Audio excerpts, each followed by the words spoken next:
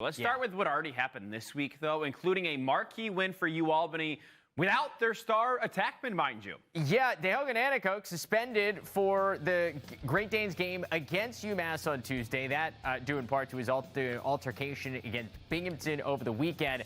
Didn't matter. This game was electric. Jacob Patterson here, one-handed, just a silly goal. Makes it 6-4 UAlbany. Gabriel Prosick, the cross-feast pass to the freshman Dylan Aron. Check this. Okay. But wait, Liam Donnelly, the save.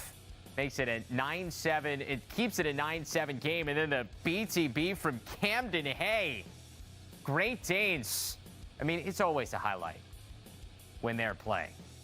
Terrific stuff from Camden Hay. And Kyle Casey, game tied at 12. Couple of minutes left. That pass to Chris Ryan, ultimately your game winner. 13-12 your final. UAlbany getting the win. And so a big win for the Great Danes. And as we mentioned, Tehoka and Nanticoke missing that game due to his suspension. But the Electric Senior put on a show in the last game he played against Binghamton before the altercation. Had 6 goals in that one, including the 100th of his career. Couple of coming in vintage, spectacular fashion. Also had 3 assists for a 9-point game. Just, 9 points on a Saturday. Just another day. No nice little Saturday. Yeah. Maybe go to the Home Depot. By the way, you can see Tehoka and the Great Danes back in action on Saturday here on LSN. UAlbany getting back to America East play, hitting the road for Stony Brook. Big matchup in conference.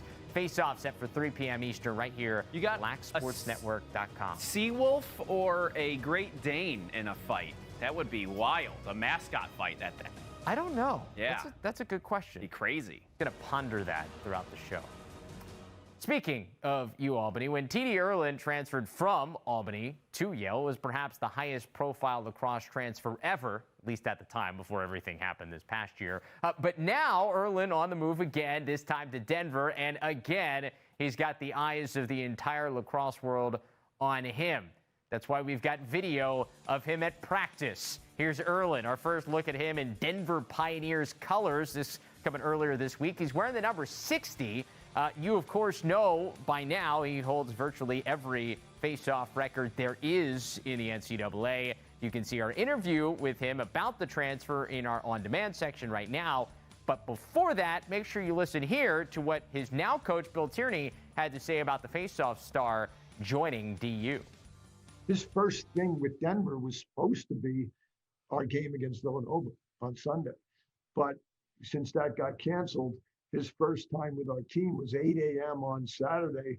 The captains picked teams, and he was in the middle of a full game intra-squad scrimmage. And it was a war from day one, from moment one. It ended up 16-15. It ended up with a lot of competition, a lot of guys on both sides wanting to win this thing because that's just how they're built. And so all of a sudden, this poor guy gets thrown down the rabbit hole here, and he's in a different world.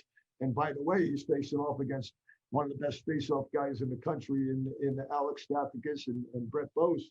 And it was fun to watch. I can tell you that from my perspective, it was a lot of fun to watch. Meanwhile, moving on, Bill's nephew, Ryan Tierney, and Hofstra, they're itching to get back on the field. They haven't played a game since March 2nd. It was in that game. Tierney had the 6 goals, and he had all these crazy highlights. Became the CAA all-time points leader and Hofstra all-time goal scorer. But COVID protocols have sidelined the Pride ever since then. But they expect to be back on the field right here Friday night, turning to CAA play to take on Fairfield on the road. You can see that game right here on Lax Sports Network. That's tomorrow night, 7 p.m. Eastern Time, Rafferty Stadium, the place to be. Meanwhile, the biggest upset of the D3 season, then 7th-ranked Lynchburg beating then number 1 Salisbury early this month on LSN. This past weekend, it was Lynchburg on the wrong end of an upset as the 2nd-ranked Hornets lost to number 11 Christopher Newport in overtime. No relation to Bobby. That set off the wild celebration. And guess what? The good news for Lynchburg, a chance for redemption. This is awesome. Weekend. The 2-game same series. 2 teams, the second leg, if you will. Back in action on Friday night, 7 p.m. Eastern, this time in Lynchburg. You can watch it right here, LaxSportsNetwork.com.